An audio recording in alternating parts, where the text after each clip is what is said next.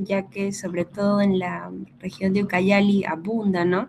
Yo cuando hice mi residencia, bueno, antes de iniciar la residencia, pues mis clases eran yo soy de Tacna, ¿no? Entonces mis clases eran en Tacna, y yo pues me imaginaba ver esos casos de esos niños marasmo, guayorco en África, ¿no? Jamás pensé que en Perú lo iba a ver en carne y hueso, ¿no? Pero sí, en Ucayali abunda bastante la desnutrición, por eso es un tema muy importante que todos deben tenerlo en cuenta, ¿no? Sobre todo en tratamiento, porque pueden causar bastante mortalidad cuando ya esté muy avanzada.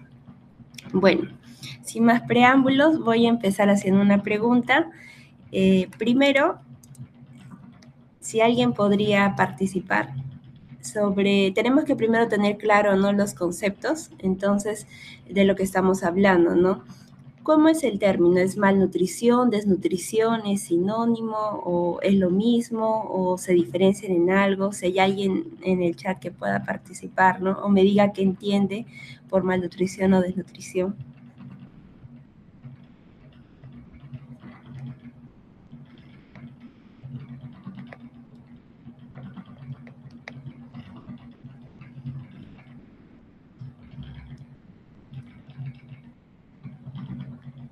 Bueno, entonces vamos a seguir avanzando, ¿ya? Veo que todavía no está claro estos conceptos y para eso también son, ¿no?, las charlas académicas.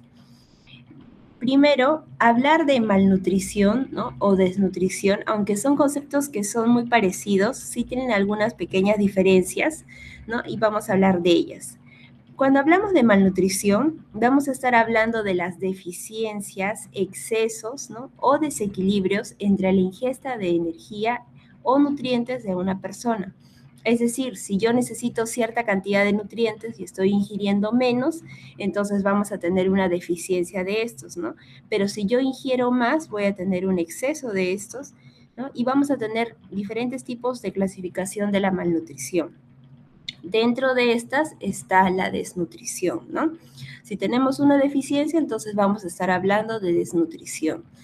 La desnutrición es un estado patológico, ¿no? Es decir, es una enfermedad inespecífica, ¿no? Y es sistémica, potencialmente reversible, ¿no? O sea, estas alteraciones en el estado nutricional se pueden revertir y tratar.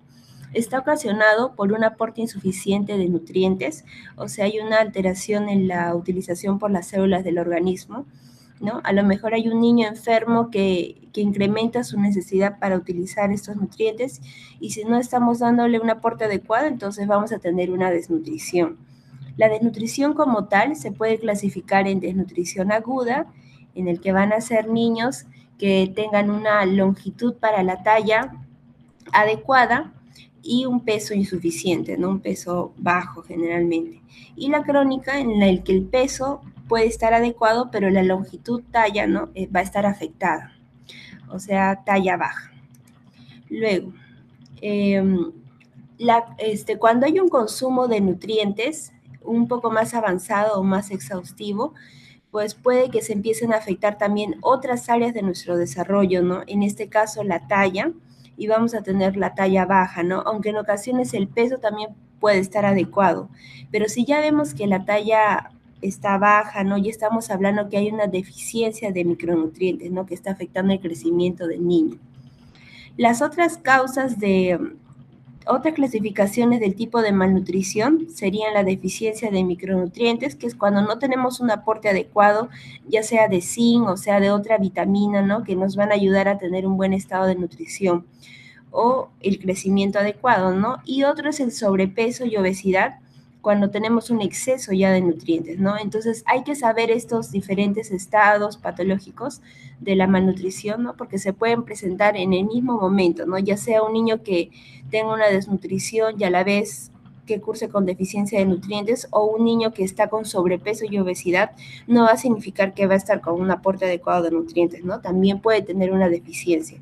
Y esto se conoce como la triple carga de la malnutrición, ¿no? Es decir, que las tres principales formas de la malnutrición pueden coexistir en un mismo momento, ¿no? Y eso es un reto para nosotros para poderlos atender. Luego tenemos ya la clasificación dentro de la desnutrición aguda, tenemos en moderada y severa. Y dentro de la severa, ¿no? Se va a subdividir en marasmo, guayorco y marasmo caguayorco. Que es un mixto, ¿no? La desnutrición, entonces, como hemos dicho, va a ser una enfermedad multisistémica, ¿no? Los bebitos tipos marasmos van a ser los típicos niños UNICEF, ¿no? Que se le ve las costillas, ¿no? Que son cabezones, ¿no? De lo flacos que son. Y el otro guachorco es un paciente que a veces no parece desnutrido, ¿no? A veces es difícil hacer el diagnóstico porque es un paciente que puede verse gordito porque está edematoso, ¿no? Y lo otro, que es el mixto, que es marasmo caguachorco, va a ser la combinación de los dos, ¿no? En otras clasificaciones es un niño blandito, ¿no? Ustedes lo tocan, parece gordito, pero el niño es como una pasita, ¿no?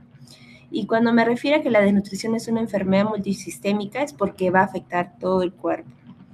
Aquí tenemos también otras características del marasmo y guachorco. En el marasmo la cara va a estar delgada, en el guachorco la fascia lunar, los ojos van a estar en el marasmo secos, conjuntivas pálidas, manchas de Bitot. A nivel de la boca, ambos pueden tener estomatitis angular, quelitis, glositis, ¿no? Las encías hipertróficas y sangrantes, también aumento del tamaño de las parótidas. En cuanto a los dientes, pueden tener un esmalte moteado, una erupción tardía, no pueden tener los dientecitos.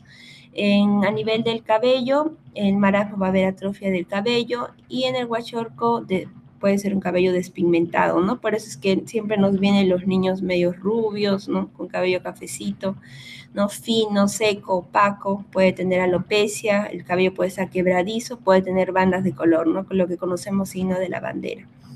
A nivel de la piel del marasmo va a ser seca, plegadiza, le va a sobrar piel y no va a tener dermatosis. En el guachorco sí puede ser una piel seca, ¿no? Con hiper o hipopigmentación difusa, dermatosis pelagroide.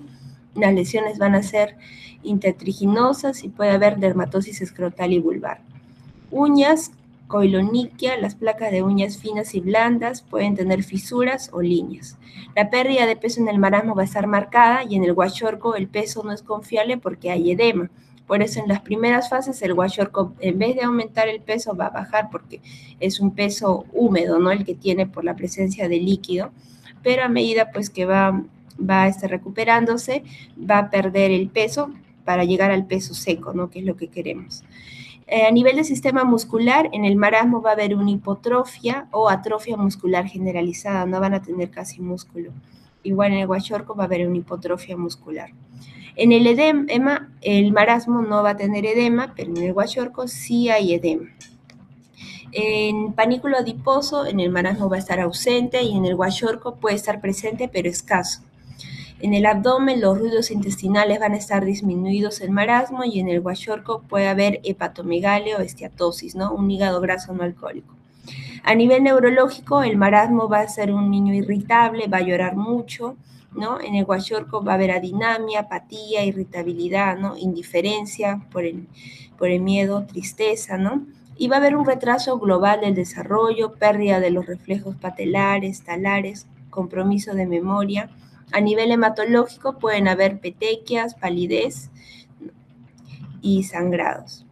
Ahora, cuando nos referimos que la desnutrición es una enfermedad multisistémica, ¿no? Es porque en realidad va a afectar a todo el cuerpo, ¿no? A nivel cerebral puede causar letargia, irritabilidad, trastornos del neurodesarrollo, disminución del apetito, la función cardíaca y hepática también puede estar alterada, la función hematológica, inmunológica también, ¿no? La función renal, los trastornos tiroideos.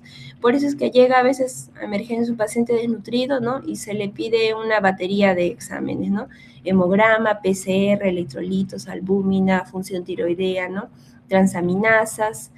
Y resulta que por la desnutrición en sí misma se puede alterar todos estos parámetros bioquímicos y empezamos a buscar de lo que el paciente no tiene, ¿no? Pero lo que sí realmente tiene, pues es una ya desnutrición complicada, ¿no? Y lo primero que necesitamos es compensar la desnutrición y luego tratar recién la causa secundaria. En este gráfico, acá hablamos un poco del estado catabólico que genera el paciente con desnutrición. Va a haber una reducción en la secreción de insulina por una respuesta que es lipolítica y proteolítica. Entonces va a haber lipólisis y proteólisis Va a haber liberación de ácidos grasos en la sangre y estos ácidos grasos los va a agarrar el músculo y el hígado para producir ATP y sintetizar las proteínas. Pero en el guayorco, ese mecanismo de proteólisis y lipólisis que se genera y que le sirve al músculo como fuente de energía va a estar dañado, ¿no? Y va a haber una disminución, por lo tanto, de ácidos grasos para el músculo y aumento de las especies reactivas de oxígeno, ¿no? Es un estado preoxidante como cuando lleva a las fases finales ya de la desnutrición. Ahora voy a mencionar a nivel de qué sistema, qué es lo que pasa en el niño desnutrido.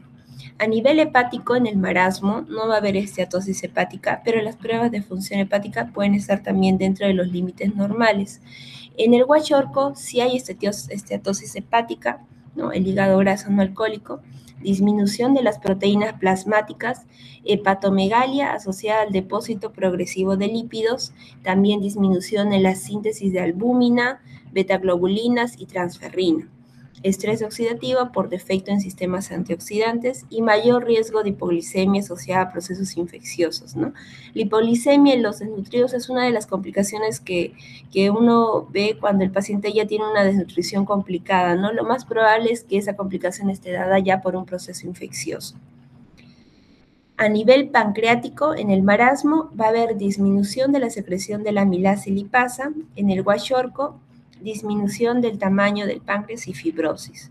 Y alteración de la función, puede haber disminución del volumen secretado de bicarbonato y enzimas y disminución simultánea en la secreción de la amilasa salival y pancreática. A nivel intestinal, en el marasmo, la mucosa intestinal puede presentar lesiones mínimas, ¿no? El índice mitótico de las células epiteliales también puede ser bajo.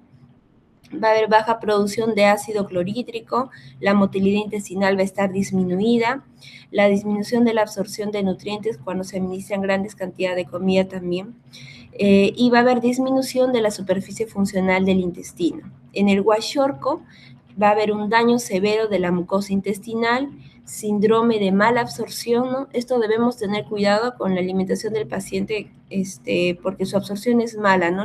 Por eso es que los movimientos intestinales van a estar también disminuidos, también va a haber baja producción de ácido clorhídrico, pérdida de nitrógeno en heces y disminución de la superficie funcional del intestino.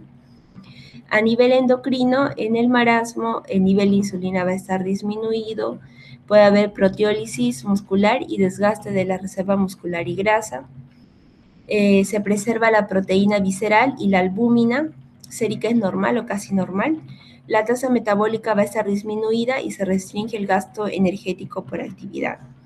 Tanto la tasa metabólica va a ser un estado de ahorro del cuerpo, ¿no? El cuerpo dice, yo no tengo nutrientes y por eso me toca ahorrar lo poquito que tengo.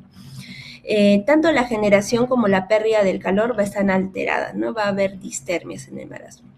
En el guayorco, el nivel de insulina puede estar normal, va a haber depresión de la proteína visceral asociada a un bajo consumo de proteínas, agravada por la presencia de infección. Tanto la generación como la pérdida del calor pueden estar alteradas en el niño con guayorco, ¿no? Hay que tener cuidado con la termorregulación porque son muy niños proclives a la hipotermia, son incapaces de regular hormonalmente la temperatura, ¿no? Por eso hay que tratarlos de tenerlos en un ambiente cálido. A nivel inmunológico, va a disminuir la producción del jugo gástrico, el flujo de saliva, la inmunoglobulina en saliva y lágrimas. También va a haber disminución de la actividad microbicida de los granulocitos, también a trastornos de complemento y de inmunidad celular. Sabemos que el desnutrido va a ser inmunodeficiente, ¿no? Por definición. Lo que va a aumentar va a ser la permeabilidad intestinal, las células inflamatorias en el intestino, también aumenta la apoptosis de los linfocitos y la inmunoglobulina A en sangre. A nivel renal, en ambos riñones puede haber una reducción de la tasa de la filtración glomerular, alteración en la concentración urinaria, mecanismo de la capacidad renal para excretar la sobrecarga de agua y de ácidos, disminución de la excreción de sodio y aumento de la excreción de potasio. Tal vez no es sabio empezar pensando en tubulopatías, ¿no? En pacientes desnutridos hasta que no lo tengamos compensado, ¿no? Porque lo mismo vamos a pedir exámenes, vamos a tratar de buscar las causas secundarias, pero tenemos que saber que el riñón del desnutrido es un riñón que no va a filtrar bien. A nivel cardiovascular va a haber disminución del gasto cardíaco, ¿no? El volumen sistólico, la presión arterial y la perfusión renal. También volumen plasmático va a estar normal y eritrocitario disminuido. El incremento de la volemia también puede producir insuficiencia cardíaca congestiva y la disminución de la volemia puede deteriorar la perfusión tisular. Sabemos que el corazón es un músculo, ¿no? Y como tenemos alterado el metabolismo muscular, en la disponibilidad del ATP para el músculo, entonces hay una miocardiopatía por una disminución del gasto cardíaco, ¿no? Del volumen sistólico, de la presión arterial y la perfusión renal, ¿no? Esto quiere decir que si ustedes tienen un paciente desnutrido, ¿no? Y le empujan un bolo de líquidos, ¿no? Como lo harían en un paciente que esté en shock hipovolémico o esté con una deshidratación severa, ¿no? Pero que sea un paciente sano, no desnutrido, entonces ese corazón no va a ser capaz de soportarlo, ¿no? Y el riñón tampoco, ¿no? Es el riñón más funcional, aunque sea el riñón más funcional del planeta, ¿no? Y eso es importante que lo tengan en cuenta para mirar las consideraciones del tratamiento. Luego, en electrolitos, lo que va a estar disminuido va a ser el sodio extracelular, el potasio corporal total, extracelular e intracelular también disminuido, el magnesio y el fósforo es normal, pero cuando está bajo ya es indicador de gravedad. ¿No? 2/3 del metabolismo basal, o sea, casi todo el metabolismo, se va a que la bomba sodio-potasio ATPasa funcione, ¿no? Como tenemos un paciente que va a estar desnutrido, ¿no? Y tenemos un trastorno energético, estamos en modo ahorro, ¿no? Nuestra bomba sodio-potasio ATPasa no va a funcionar bien y así tengamos un sodio de 140 miliequivalentes por litro, ¿no? Hay que pensar que ese sodio extracelular está disminuido y es un paciente que puede necesitar un poco más de sodio, pero además el potasio corporal va a estar también disminuido, ¿no? Por eso el potasio se queda dentro de la célula. Es un paciente que va a necesitar más potasio, ¿no? El magnesio también se va a disminuir, ¿no? Y el fósforo, como acá dice, puede ser normal, pero es de mal pronóstico, ¿no? Y alto riesgo cuando ya está bajo, porque puede causar un síndrome de realimentación, ¿no? También es importante saber que lo que va a estar aumentado va a ser el agua corporal total, ¿no? También el sodio corporal total y el sodio intracelular. Entonces, ¿por qué nosotros necesitamos aprender de desnutrición? ¿No? Acá hay un artículo que había encontrado en que relacionaban que la mortalidad a la asociada a la desnutrición es alta y una de las principales causas de esta mortalidad elevada es un tratamiento inadecuado de la desnutrición, ¿no? Con dietas inadecuadas, con altos requerimientos energéticos, ¿no? Bajo contenido de nutrientes, ¿no? Y esto van a elevar más aún la mortalidad en los niños. Aquí tenemos un cuadro y fíjense cómo la mortalidad real en todas estas décadas no ha cambiado mucho. Una mortalidad se encuentra por encima del 20% en paciente desnutrido y la mayor causa es un mal manejo, ¿no? En el tratamiento. Aquí tenemos en este cuadro cuáles son las cosas que tratamos mal. Por ejemplo, se administran diuréticos para tratar el edema, no se reconoce la necesidad de un tratamiento específico para la fase aguda, el guayorco se considera una carencia proteínica, se administra de inmediato una dieta rica en proteínas, no siempre se administran dosis altas de vitamina A, aunque exista la carencia, se trata la anemia con hierro desde que el paciente ingresa, se administra albúmina y aminoácidos por vía endovenosa, ¿no? En el guachorco a veces uno piensa que una carencia de, ¿no? de proteínas, como tiene baja albúmina, entonces le colocamos albúmina endovenosa, ¿no? Pero no es nada correcto hacer eso. También no se mide la cantidad de alimentos, no se da la alimentación por la noche, no se usan colchas, aunque se corre riesgo de hipotermia. Entonces aquí vemos las fases que puede tener en la fase de tratamiento en un paciente desnutrido, ¿no? Y a la izquierda están los 10 pasos, ¿no? El paciente puede tener dos fases. Primero va a estar con la fase de estabilización, que suele durar 7 días, una semana, y a partir de la segunda, sexta semana ya va a ser la fase de rehabilitación, ¿no? Vemos que la hipoglicemia, hipotermia y deshidratación generalmente se presenta en los primeros 2 días. Los electrolitos pueden llegar a variar, ¿no?, durante todas las fases, en ambas fases. La infección generalmente se empieza como tratamiento de profilaxis antibiótica durante la primera semana. Los micronutrientes también se aplican desde que el paciente ingresa, pero el hierro solamente es en la fase de rehabilitación, pasando la primera semana, no cuando el paciente ingresa se le administra hierro por anemia, ¿no? También tiene que haber una alimentación prudente, sobre todo durante la primera semana, no empezar con grandes cantidades, y pues la recuperación de crecimiento va a ser ya en la fase de rehabilitación, ¿no? Estimulación sensorial generalmente en los menores de 6 meses, que va a ser durante todo el proceso, y la preparación para el seguimiento también va a ser en la fase de rehabilitación. Entonces, ¿qué pasos debemos seguir? Primero, hacer una clasificación correcta, ¿no? Debemos medir bien y pesar bien al paciente, ¿no? Y clasificarlo correctamente. Hay que calibrar bien las balanzas, ¿no? En el hospital generalmente calibramos con cloruro de sodio, ¿no? Ponemos un cloruro pesa 1 kilo. Si la balanza arroja con el cloruro 1 kilo, entonces ya está calibrado, ¿no? Es nuestra forma de calibrar. También hay que pesarla a los bebés sin ropa, ¿no? Quitarles el pañal, ¿no? Los niños menores de 2 años también tienen que medirse acostados y medirlos generalmente entre 2 personas, ¿no? También se dice que una circunferencia del bracito que les dé menos de 11.5 centímetros es un alto riesgo de mortalidad y desnutrición, y ese paciente también tiene indicación de hospitalización. En el Hospital Amazónico usamos esta aplicación que es el PET-Z. Si ustedes se pueden descargar la aplicación sería genial, es importante que lo tengan. Ahí nos piden datos como fecha de nacimiento, ¿no? La fecha actual, bueno, yo le puse el día 8 de marzo, ¿no? Es un ejemplo, y me ha calculado la edad del paciente de un año exacto, ¿no? Y en opciones, cuando ustedes, ¿no?, descarguen la aplicación, ponen ahí la CDC. Nosotros nos basamos con la CDC. Entonces colocamos el peso del paciente, ¿no? En este caso yo he agarrado un paciente piloto, ¿no? 5 kilos 500, un paciente que pese de un año que pese 5 kilos 500, ¿no? Y una talla de 65 centímetros, ¿no? Y lo que nosotros usamos para evaluar la desnutrición es el peso para la talla. No se usa talla para la edad ni peso para la edad, usamos peso para la talla. Entonces, pasamos ahora a este cuadrito, que es nosotros donde nos guiamos, ¿no? Si un paciente está desnutrido, ¿no?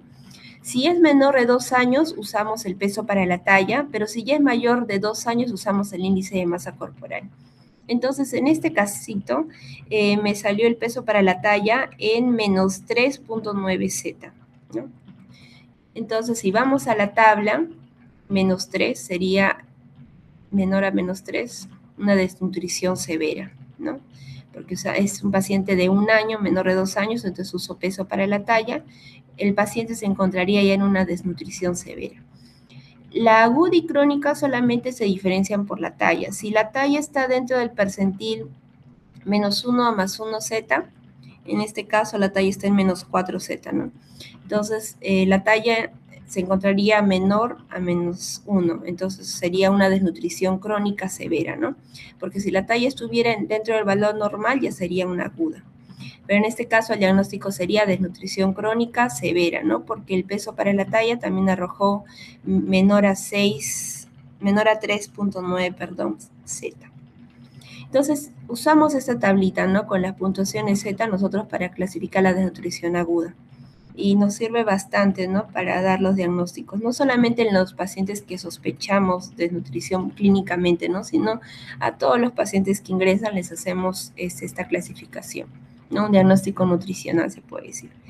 Entonces, todo va a comenzar desde triaje, ¿no?, con la antropometría, ¿no?, el peso, midiendo la talla, ¿no?, adecuada en el servicio de triaje, ¿no? Un error que he visto es que a veces, bueno, supongo que también por la falta de balanzas que no tienen, en triaje de mi hospital saben pesar a la mamá con el niño y luego saben hacer bajar a la mamá, o sea, les calculan un peso, ¿no? A la mamá con el niño, digamos 62 kilos 200.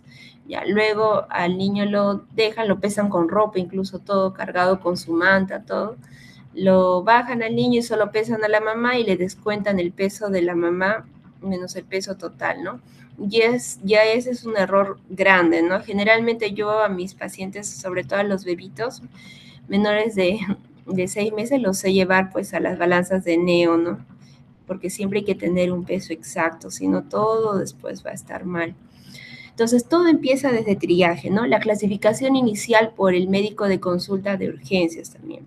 La desnutrición aguda, moderada, severa, complicada va a ser una urgencia vital, ¿no? Es importante siempre medir bien a los pacientes y hacer una adecuada clasificación. Luego, hay que decidir también a qué paciente se le va a incluir en el protocolo, ¿no? Generalmente los niños que tengan entre 1 mes y 59 meses, o sea, menores de 5 años, que tengan un Z-score de peso para la talla, ¿no? Menor de 2 y que la causa de esa desnutrición sea un déficit de la ingesta, van a entrar al protocolo, ¿no? ¿Quiénes no van a ingresar? Generalmente los que tengan un retraso en la talla, pero no tengan una desnutrición aguda, o sea, el peso para la talla está normal, pero la talla para la edad va a estar disminuida, ¿no? También los menores de 1 mes no entran, pero eso no quiere decir que no necesiten tratamiento, sino que no entran en el protocolo. Y los niños con patologías que contraindiquen el uso de las fórmulas terapéuticas, por ejemplo, los que tienen galactosemia. También los pacientes que tengan una desnutrición, pero secundaria a una función cardíaca, no sea los pacientes con cardiopatías congénitas, pacientes renales, gastrointestinales, o que tengan una alteración neurológica, ¿no? Los pacientes PCIs, ¿no? Los que tienen parálisis cerebral, ellos también no se consideran dentro del protocolo. Entonces, sí, si encontramos cuáles son los criterios de hospitalización, serían el paciente que tenga su puntaje Z-score de peso para la talla menor a -2 desviación estándar, que tenga algún grado de edema, ¿no? Perímetro del brazo menor de 11.5 y que cumpla una de las siguientes condiciones, ¿no? Que estas condiciones van a aumentar la morbimortalidad.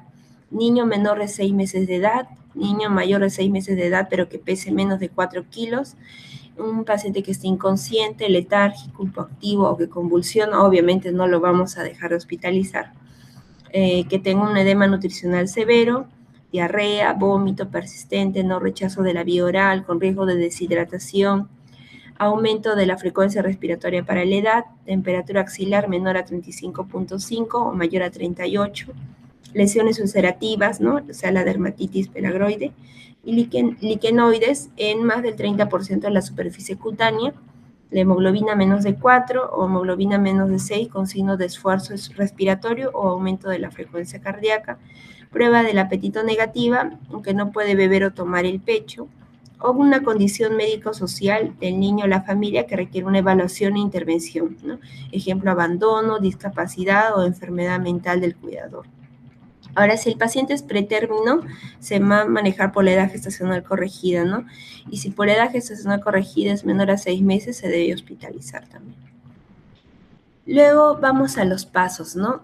Cuando llega un niño y nosotros vemos que tiene una hipoglicemia, ¿no? Menor a 54 miligramos sobre decilitros, pero el niño está consciente, ¿no? Pero tiene una hipoglicemia. Entonces vamos a administrar un bolo de 50 mililitros de solución de glucosa o sacarosa al 10%, ¿no? La destroza al 10% por vía oral o sonda nasogástrica, no intravenosa.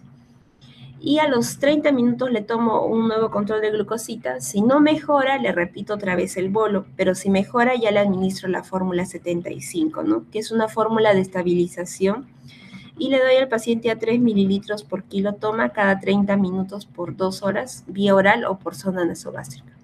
Pero si mi paciente está inconsciente, no le vamos a dar obviamente vía oral, ¿no? Si está letargado o tiene convulsiones, ahí se va a administrar un bolo de 5 mililitros por kilo con dextrosa al 10%, ya sea endovenoso o por zona nasogástrica en 5 minutos.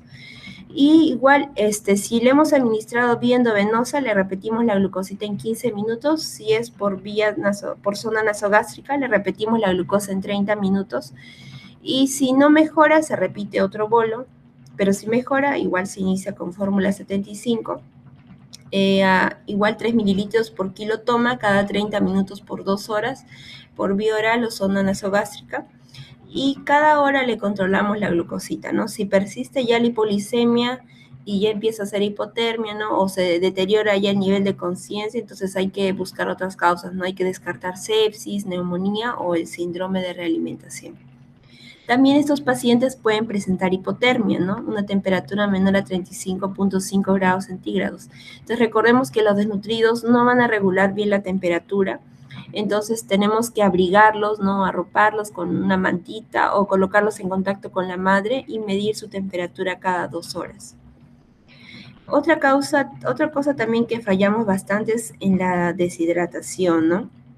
Sabemos que en los pacientes desnutridos son pacientes que los signos normales de deshidratación, ¿no? Por sí mismos no son confiables, ¿no? Porque el paciente desnutrido va a tener una disminución de la turgencia de la piel, ¿no? Que es un signo de deshidratación grado 2, ¿no?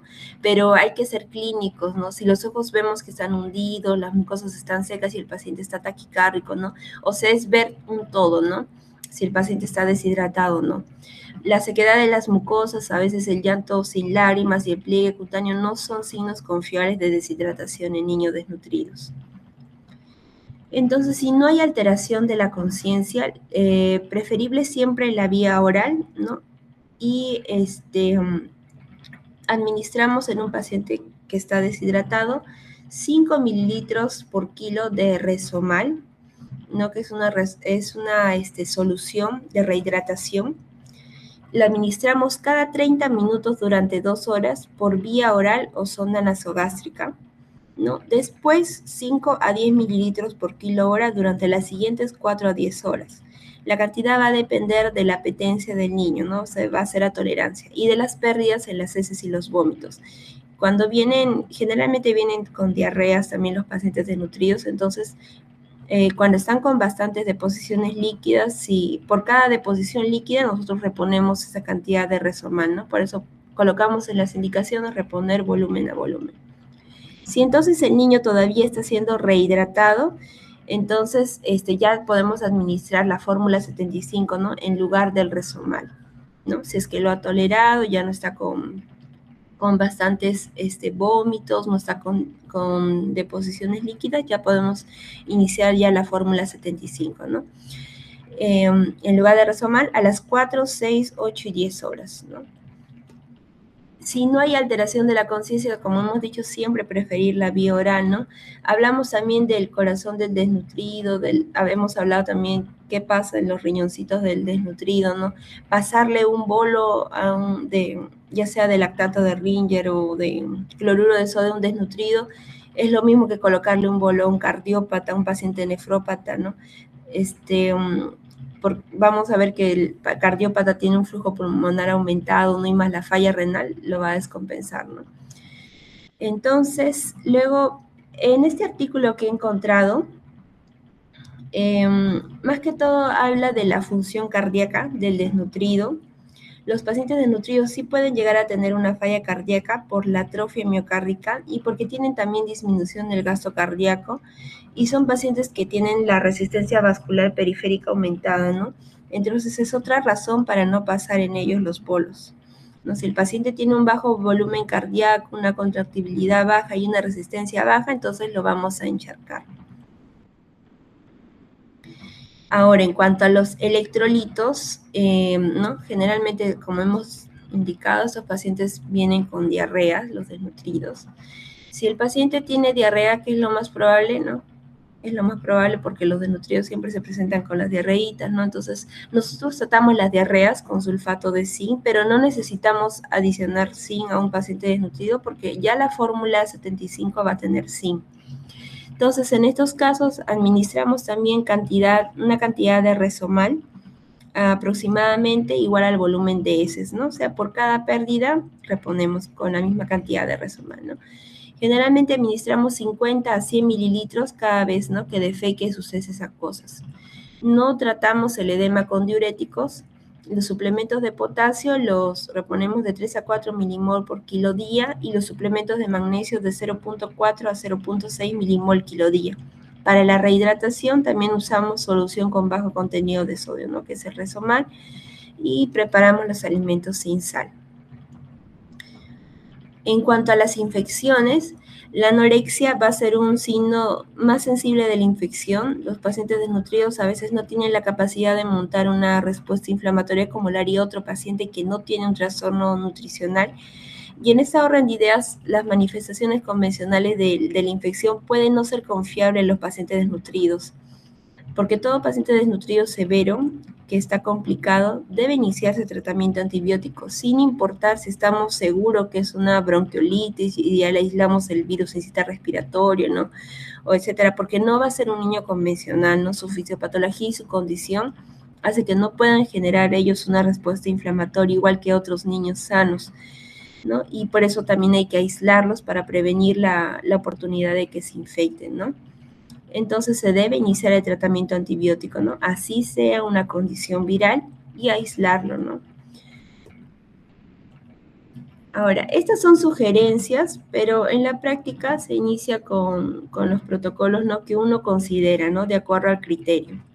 Por eso esto lo voy a pasar, ¿no? Son sugerencias que dan, ¿no?, ampicilina, gentamicina, pero generalmente en la práctica iniciamos según lo que sospechamos, ¿no? Si es neumonía, penicilinas; si es itus, gentamicinas, ¿no? Meningitis, ceftriaxona, ¿no? Y así. Acá encontré otro artículo. Ese artículo ya nos va a plantear la pregunta si los niños con desnutrición crónica, perdón, con desnutrición aguda necesitan antibióticos, así no tengan signos visibles de infección.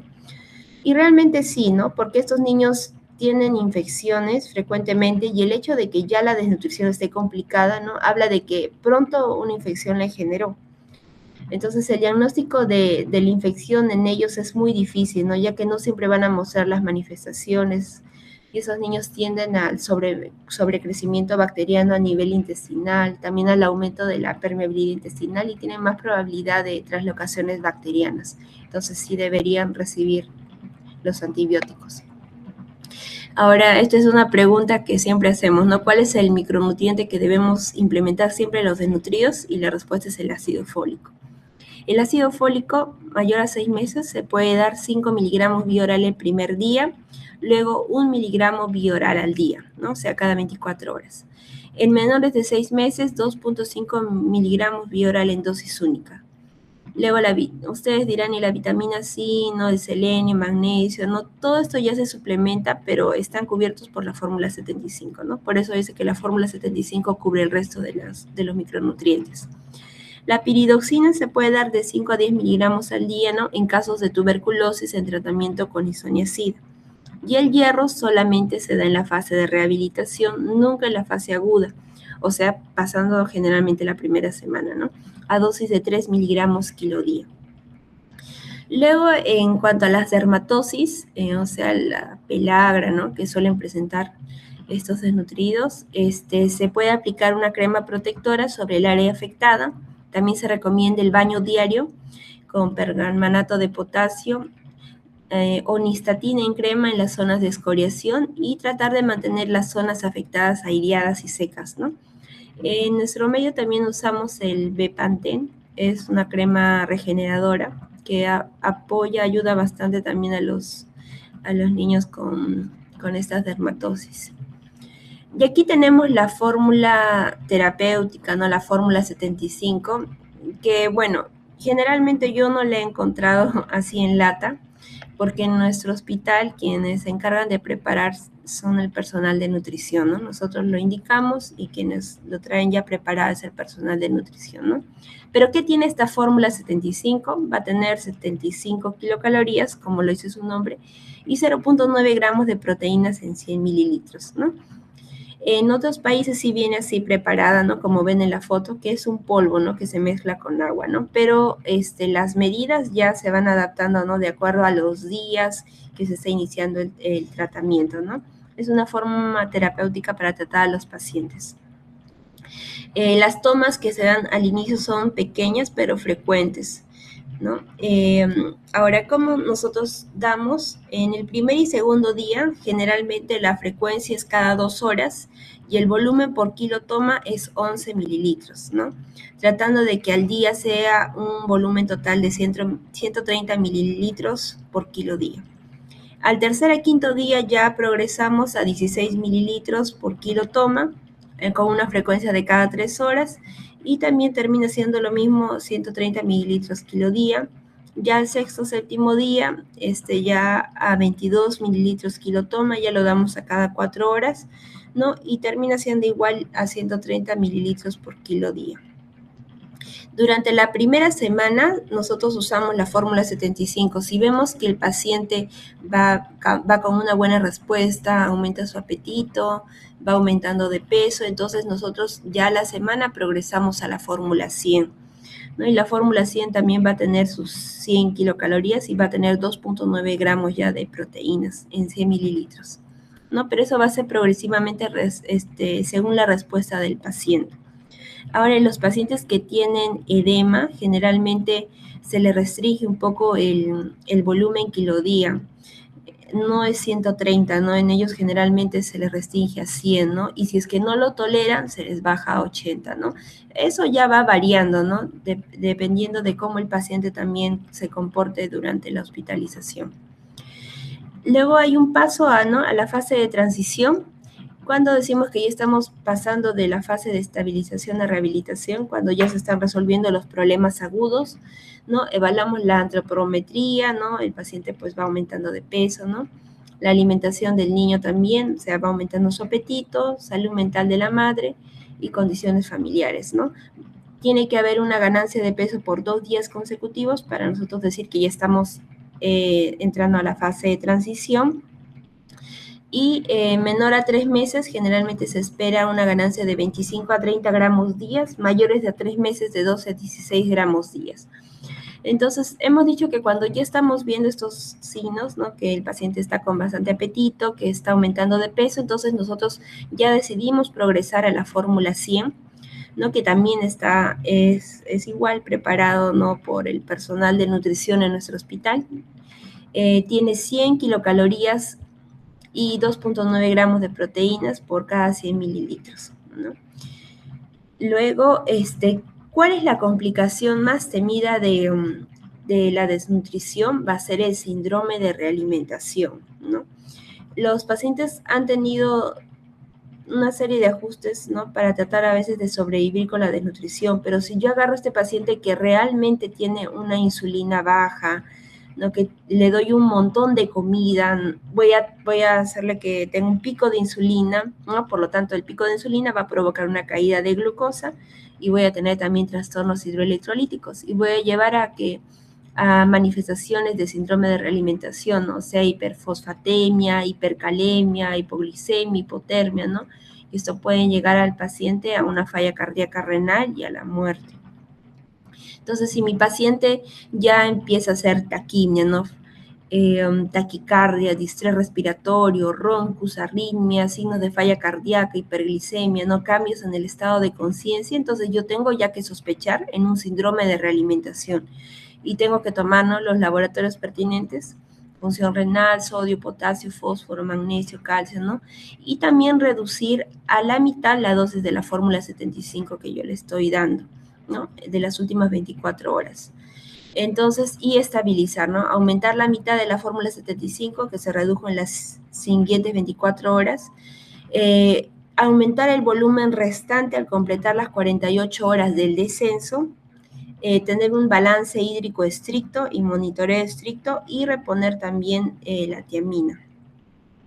Aquí está una tablita de cómo se reponen los electrolitos, ¿no? Y la tiamina en el síndrome de realimentación. Potasio 0.3 a 0.5 miliequivalentes kilodosis endovenoso en 1 hora. Magnesio 25 a 50 miligramos kilodosis endovenoso en 4 horas. fósforo 0.08, 0.24 milimol kilo en 6 a 12 horas, ¿no? Y el control de potasio y fósforo entre las 2 y 4 horas se hace luego de terminar la primera infusión. Solo se utiliza la solución salina para la reposición endovenosa de electrolitos, no para hidratar al paciente, solo para la reposición. Y la tiamina se repone de 10 a 20 miligramos al día, ya sea endovenoso o intramuscular, si es muy grave, ¿no? O 10 a 50 miligramos al día vía oral durante 2 semanas y luego 5 a 10 miligramos al día vía oral durante un mes. Luego tenemos la fase de rehabilitación, es cuando ya hay una ganancia de peso, ¿no? Para esta fase ya mi paciente está ganando de peso, ¿no? Yo ya le puedo empezar a dar hierro, ¿no? Porque ya se supone que ya pasó la primera semana de la fase aguda. Entonces, y también le puedo empezar a estimular, ¿no? En los menores de 6 meses, una estimulación sensorial, emocional, ¿no? Y ya completar su esquema de vacunas faltantes, ¿no? De acuerdo a su edad. ¿Cuáles son los criterios de egreso, ¿no? De hospitalización que se evalúa en un paciente, ¿no? Para darlo de alta? Cuando uno se encuentren resueltas las condiciones patológicas, ¿no? Incluyendo el edema. Cuando el niño ya se encuentra clínicamente bien y alerta, ¿no? Porque al inicio va a ser un niño pues que va a venir irritable, no va a querer ni hablar, ni mirarte, no sé, apenas te acercas va a empezar a llorar. Entonces, el niño cuando ya está bien, ¿no? Ya es un niño que sonríe, que busca comida, ¿no? Que pide, se alegra cuando ve comida. Entonces el niño va a tener que presentar buen apetito, ¿no? La ganancia de peso del niño es satisfactoria por mínimo 3 días consecutivos. O sea, por 3 días consecutivos yo tengo que ver que hay un aumento de peso. Por eso es importante hacer una buena antropometría, ¿no? Siempre lo voy a decir. Y cuando ya ha recibido valoración y continuo seguimiento por un equipo de psicología y trabajo social, ¿no? Asistente social, ¿no?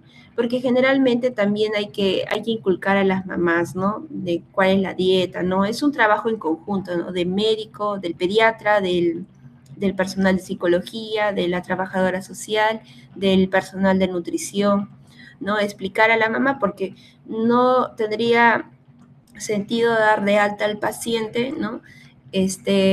Todo recuperado, ya las semanas, la mamá no sabe qué alimentación darle, va a seguir con su dieta alta en carbohidratos y el niño va a reingresar, ¿no? Al mes, otra vez con una desnutrición. Entonces, por eso hay que hacerle un constante seguimiento, ¿no? Y cuando se garantiza el seguimiento ambulatorio entre los 3 a 5 días posteriores al egreso y de forma semanal hasta que se recupere, ¿no? O sea, siempre ver las condiciones en las que el niño va a ser dado de alta, ¿no? Por ejemplo, si el niño vive en un hacinamiento, ¿no? Ver cuántas personas viven en ese cuarto, si alguna persona está con alguna enfermedad, ¿no? Nos ha tocado casos de pacientes que los íbamos a dar de alta porque ya pues tenían una buena ganancia, ¿no? De peso durante varios días consecutivos, pero había un riesgo social, ya que en la casa que los esperaba había un paciente con tuberculosis, ¿no? Entonces siempre hay que evaluar todo el contexto, ¿no? No es solamente dar de alta, ¿no? Por eso pedimos también apoyo a la asistenta social, ¿no? Nos apoyamos en conjunto. Y cuando el niño también cuenta con el esquema de vacunación actualizado para la edad, ¿no? Y obviamente cuando va a haber una reducción del edema que se encontraba presente, ¿no? En el caso de los niños Kwashiorkor, ¿no? Entonces, estos pacientes con desnutrición es sí un tema complejo de tratar, no siempre se cumple, ¿no? Según la experiencia que yo he tenido, de todos los pacientes, no siempre se va a cumplir al pie de la letra como dice la guía, porque a veces uno inicia la fórmula 75 y el paciente vomita o el paciente empieza a tener cólico de gases, ¿no? Hay que suspenderlo, bajarle a la mitad, ¿no? Y varía, ¿no? No siempre es como indica la guía, ¿no? También durante su fase de rehabilitación puede llegar otra vez a bajar de peso, o sea, estaba subiendo 2 días consecutivos y luego otra vez baja, ¿no? Y así es un constante aprendizaje, ¿no? Bueno, yo creo que más que todo la experiencia, experiencia a ustedes les va a ayudar a entender, ¿no? En sí cómo es el tratamiento, ¿no? Se van a encontrar con diversos tipos de pacientes, ningún paciente es igual, ¿no? Pero más que todo uno se da también cuenta en el estado anímico del paciente, ¿no? Eh, Clarito se nota cuando los niños vienen irritables, ¿no? Su cabellito clarito, es un niño que no quiere sonreír, nada, no tiene risa social, ¿no? Y viene así porque pues es un paciente que está internamente mal, ¿no? Pero a medida que ya se va recuperando, pues ya va a ser un paciente que va a interaccionar con el entorno, ¿no? Va a empezar a tener apetito, se alegran cuando ven la comida, ¿no? Y eso pues es cuando nosotros ya hablamos que el paciente ya está recuperándose, ¿no? Y bueno, esto sería todo en cuanto a la exposición, ¿no? De la desnutrición.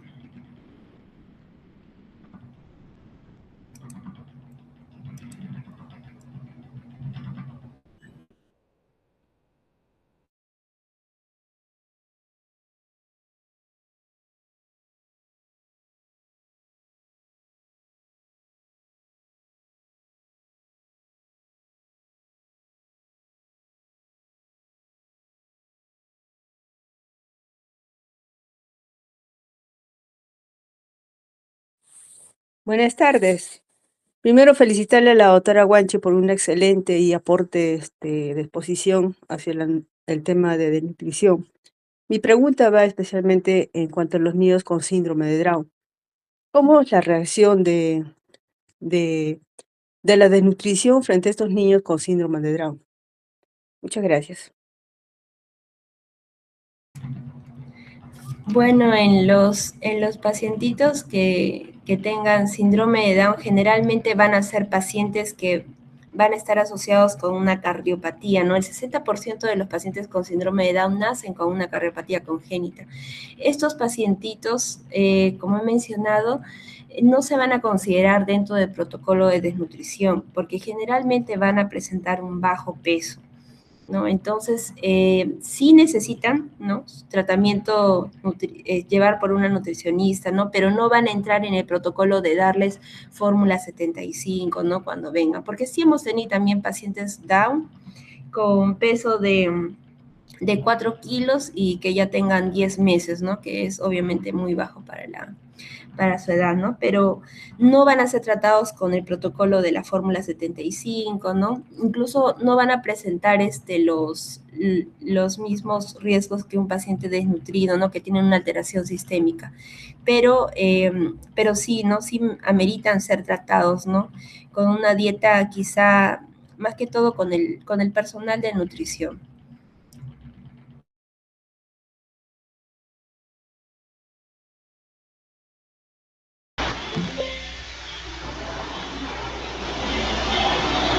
Listo, chicos. Gracias, doctora, por la respuesta. Además, desean eh, realizar una pregunta.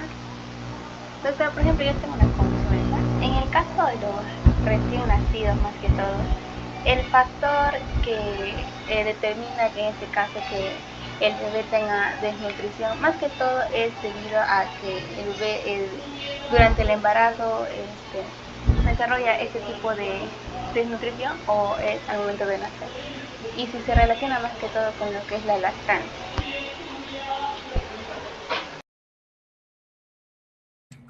Sí, en los recién nacidos, generalmente los prematuritos, ¿no? Sí tienden a hacer a veces un bajo peso desde la pancita de la mamá, ¿no? O sea, ya nacen con un retardo de crecimiento intrauterino, ya a veces desde ahí ya empieza la desnutrición. Por eso siempre es importante nosotros cuando un paciente sube a piso, preguntamos antecedentes, ¿no? A término, prematuro, con cuánto peso nació, lloró al nacer, ¿no? Todo eso nos sirve a nosotros para ver si es que el paciente pues ya ha tenido un bajo peso desde el intraútero o la causa de la desnutrición fue ya cuando después de nacer, ¿no? Eso es muy importante, porque si es un paciente que ya nació menos de 2.500 o nació con menos de 1.500, no peor aún, ya nosotros vemos que la causa de desnutrición no ha sido pues por una mala lactancia, ¿no? Sino ha sido porque ya la mamita, desde que el bebito estaba en su barriguita, no ha crecido bien, no se ha formado bien, ¿no? Y si ha nacido con buen peso, entonces ya si no es por una mala técnica quizá de lactancia o una mala alimentación, ¿no? Sí se tiene que relacionar, obviamente se relaciona con la lactancia, ¿no? Si la madre a veces no consume suficientes nutrientes en el embarazo, ¿no? El bebé también no va a recibir lo necesario para crecer bien, ¿no? El prematurito también no va a alcanzar a crecer lo suficiente en el útero, ¿no? Cuando es menor de 37 semanas.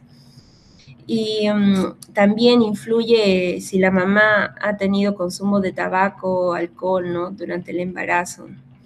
Y si la placenta también, hubo un problema con la placenta en el embarazo, también no llegan a pasar a veces bien los nutrientes, ¿no? Y el oxígeno al bebé, ¿no? Y la lactancia también es muy importante en los bebitos con bajo peso.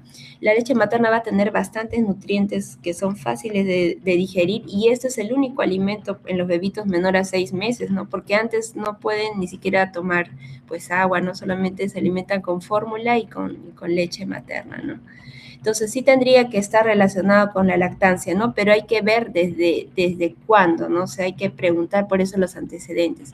Si vemos que nací con bajo peso, entonces ya es un tema de retardo de crecimiento intrauterino. Pero si ha nacido con buen peso, ya es un problema, pues, de la lactancia, ¿no? De la mamá, quizá no le daba la cantidad suficiente de fórmula, ¿no? Entonces, ahí ya es un tema de adherencia a la lactancia materna.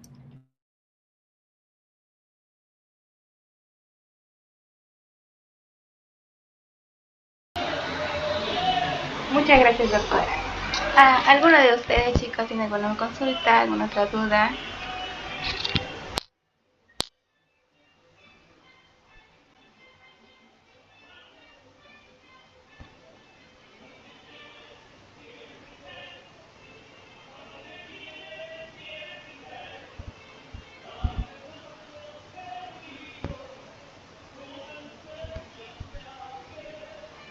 Ya que no hay alguna otra duda o alguna pregunta, queremos agradecer a la ponente del día de hoy, que es la doctora Gabriela, por compartir con nosotros un tema muy importante y muy interesante y valioso. Muchas gracias, doctora, por la ponencia del día de hoy. Gracias también a los chicos que han estado presentes. Y esta no es la primera y última ponencia, van a venir muchas más ponencias, así que chicos, estén atentos. Con esto, damos por finalizada la ponencia del día de hoy. Muchas gracias, doctora Gabriela, por su participación el día de hoy dentro de la ponencia de desnutrición infantil. Muchas gracias a ustedes también por la invitación. Espero que les haya, quedado algo. Igual voy a compartirles las diapositivas a la coordinadora, como voy a comunicar con Priya, y a ella le voy a pasar pues las diapositivas. Muy bien, chicos, gracias. Que tengan buen domingo y feliz Día de la Mujer. Gracias, doctora. Felicitaciones por su participación. Igualmente, feliz Día de la Mujer a todas las mujeres que estamos presentes y gracias por su participación el día de hoy. Nos vemos en las próximas actividades que se van a realizar.